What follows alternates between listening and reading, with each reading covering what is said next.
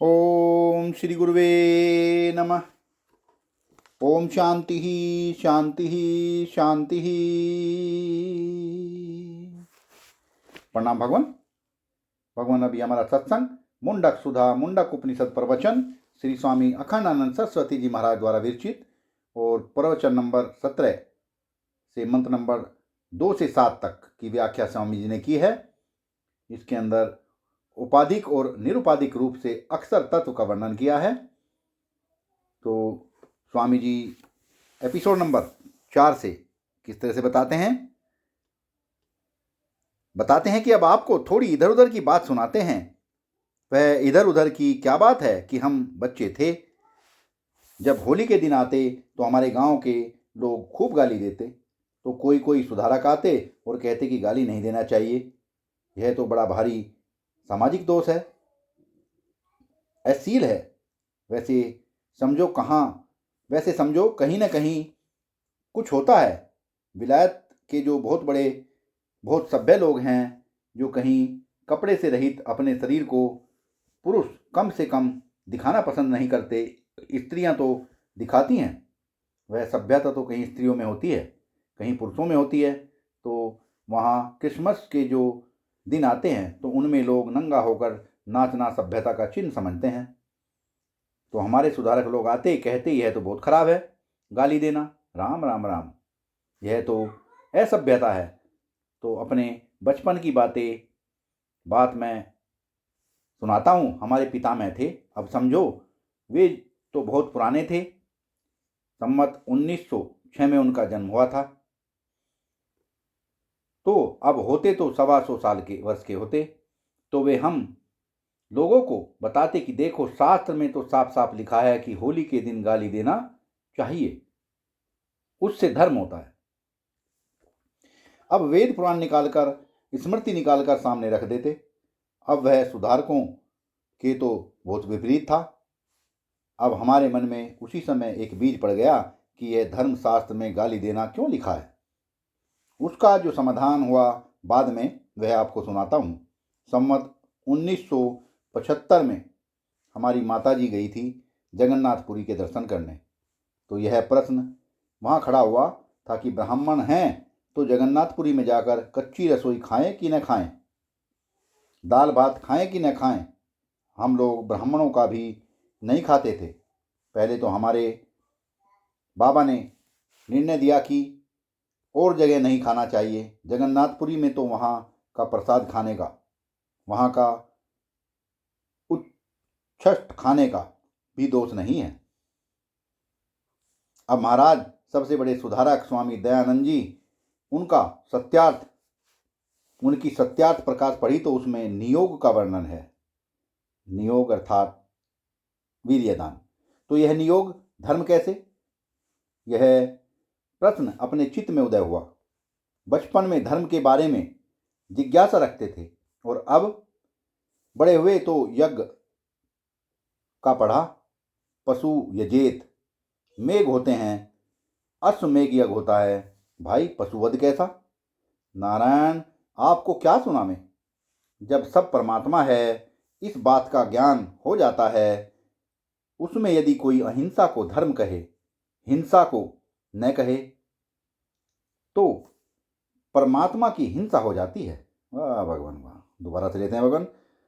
जब सब परमात्मा है, इस बात का ज्ञान हो जाता है, उसमें यदि कोई अहिंसा को धर्म कहे, हिंसा को न कहे, तो परमात्मा की हिंसा हो जाती है।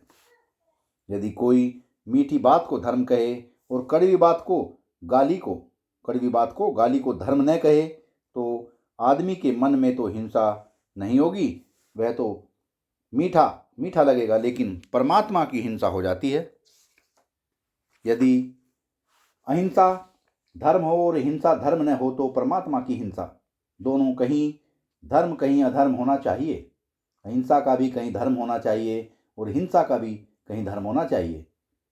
उच्छष्ट भी कभी धर्म होना चाहिए, नियोग भी कहीं धर्म होना चाहिए।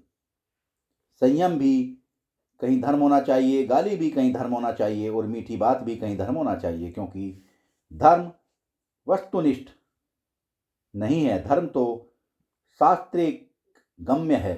तो शास्त्र के द्वारा अध्यारोपित होने के कारण अध्यारोप में यदि अधिष्ठान की अपेक्षा रखी जाएगी तो वह अध्यारोप बनेगा ही नहीं। इसलिए शास्त्र की जो दृष्टि है वह संपूर्ण रूप से सत्य है। इसलिए अब देखो, मुख्य प्रसंग जो सामने है उसकी बात आपको बताते हैं। इस प्रसंग में एक ऐसी बात का वर्णन है कि उसी अक्षर पुरुष से तस्मात उसके अंतरिक्ष में एक अग्नि उत्पन्न होती है। तो भाई अग्नि में तो संविदा होती है। उस अग्नि की संज्ञा क्या है? समिदो यस्य सूर्य उसकी संविदा है। फिर उसी में समिदो यस्य सूर्य माने सूर्य ही नहीं, धूलोक समिध्यते, इस धूलोक में अंतरिक्ष में जो अग्नि पैदा होती है वह सूर्य के द्वारा प्रज्वलित होती है।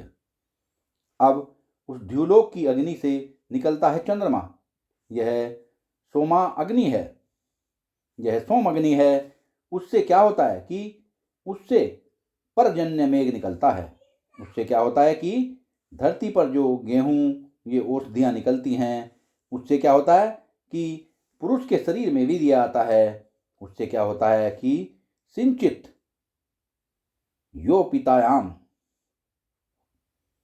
वह स्त्री के शरीर में जाता है, और जब स्त्री के शरीर में जाता है तब वह उससे लड़का लड़की नर मादा या दोनों प्रकार की संतान उत्पन्न होती है। अब वहां क्या बात कही गई कि धूलोक, पर्जन्य, पृथ्वी, पुरुष और योषिता ये 5 हैं। एक अग्नि है ध्युलोक, दूसरी अग्नि है पर्जन्य मेघ, तीसरी अग्नि है पृथ्वी, चौथी अग्नि है पुरुष और 5वीं अग्नि है योषिता माने स्त्री। यह होम होता है। देखो, जब ग्रंथ बाबा जी लोगों के लिए नहीं होते, या थोड़ा लोगों को भ्रम हो गया है कि ये वेद, उपनिषद, गीता आदि जो हैं वह साधुओं के लिए हैं, वह साधुओं के लिए नहीं होता, ग्रस्त लोगों के लिए भी होता है।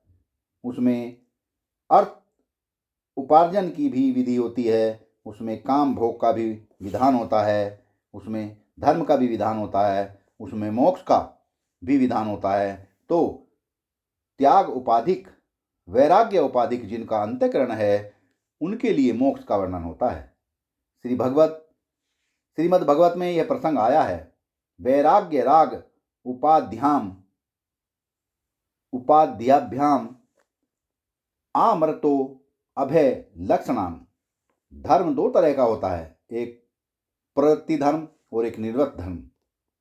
तो जिनके अंतःकरण में वैराग्य होता है उनके लिए निवृत्ति धर्म, और जिनके अंतःकरण में राग होता है उनके लिए प्रवृत्ति धर्म। और प्रवृत्ति धर्म जो है वह भी व्यवस्थित होता है।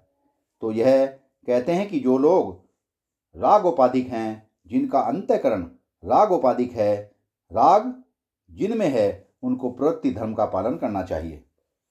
तो प्रवृत्ति धर्म में यह जो स्त्री पुरुष का मिलन है यह है कि नहीं? तो महाराज, हमारा एक ऐसा समाज है जो कहता है कि नहीं, इस धर्म का वर्णन मत करो, स्त्री पुरुष के मिलन को धर्म के रूप में मत बताओ। क्यों? क्योंकि फिर तो लोग इसी को धर्म समझ करके इसी के पालन में लग जाएंगे। बोले ठीक है भाई, तुमको पसंद नहीं है तो मत करो। कहीं तो ऐसे लोगों ने उपनिषदें छापी जिसमें पंचाग्नि विद्या का जो प्रसंग है उसमें शांकर भाष्य का हिंदी अनुवाद छापा ही नहीं। बोले अरे इसको लोग पढ़ेंगे? नहीं पढ़ेंगे। इसको लोग पढ़ेंगे? पढ़े नहीं, पर रोज घर में करते हैं और बिना कायदे के करते हैं, धर्म के विपरीत करते हैं। यदि उनको यह बात ठीक धर्म की रीति से बताई जाए और स्त्री पुरुष का मिलन ठीक धर्म अनुसार होवे तो उसमें अश्लीलता क्या आ गई? वृद्ध अन्यक उपनिषद में तो बताया गया है कि गोरा बेटा चाहे तो यह रीति है, और उसकी पहलवान हमारा बेटा हो ऐसा चाहे तो स्त्री पुरुष के मिलन की यह रीति है। यह कोई दूसरे ग्रंथ में नहीं, वृद्ध अन्यक उपनिषद में इसका वर्णन है। भला उपनिषद में श्रीमंत पुत्र मंत्र विद्या के नाम से वह प्रसिद्ध है। सत्संग को विराम देते हैं भगवान, आगे का सत्संग कर लेंगे। प्रणाम भगवान।